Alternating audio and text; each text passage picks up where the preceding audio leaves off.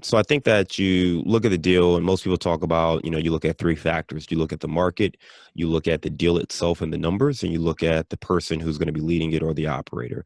So specifically on the market, we look for areas where we think there's going to be some growth, right? So Class B or Class C, basically areas where people want to live. Schools are good, or okay, at least to good. But there's some demand. There's some reason people want to live there.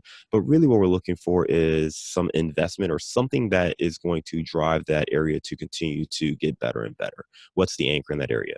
When it comes to the numerical side of, the deal itself, we're looking for solid returns, typically around 15% IRR for our investors is what we're looking for. We're looking for strong cash on cash, somewhere between 8 and 10% cash on cash return for our investors on an annual basis. And we're looking to pretty much double the money over the course of 5 years.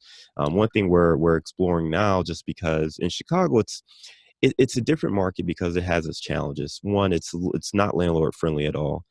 Illinois is actually a state where everything that you learn from how to invest and how to pick a market, like Chicago, Illinois, is probably one of the worst ones to do that on paper, right?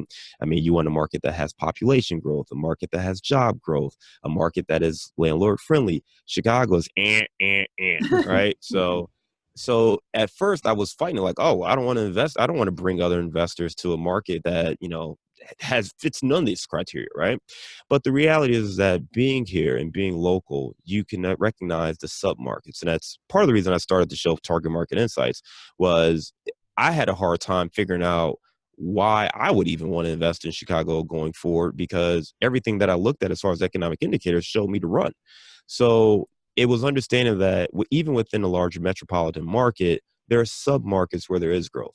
And how are other people finding that? Because there are people making a killing here in Chicago, right? I mean, there's still 2.7 million people that live here. We can't ignore some of these massive factors. So where are they going? Where do they want to go? What are the factors? So that's what we really started to harp in on, is understanding where we want to invest, why we want to invest there, and why we feel comfortable investing there, at least for the next 5 years, if not for the next 10 years. So what's a light switch that went on that you said, okay, it's a go? Yeah, absolutely. Absolutely. So I think the light switch for us was, as we talked to other investors and we talked to kind of our mentor, and he kind of looked at it and said, you know what? Will you ever, like, so Cincinnati was a market that we knew we really liked. The other market we liked was Madison, Wisconsin. So I was spending my time trying to learn Madison, Wisconsin. And I reached out to my mentor, and he basically said, but John, you already own property in Chicago. It's one thing if I was starting from scratch. He's like, you already own multifamily property in Chicago.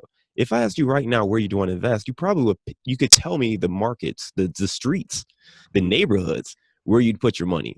I'm like, yeah. He's like, so why are you spending all your time looking at Madison, Wisconsin? I'm like, well, they got population growth and they've got, the job growth and and he's like, yeah, but you can work around the other stuff. So I think that was the thing, is just like, sometimes you get so caught up in the numbers and the data and everything else. It can be paralyzing, and Sure. it also could be something where we all have a lot of data available to us, but we don't have insights. We don't have actionable insights that we can move on and build our business around.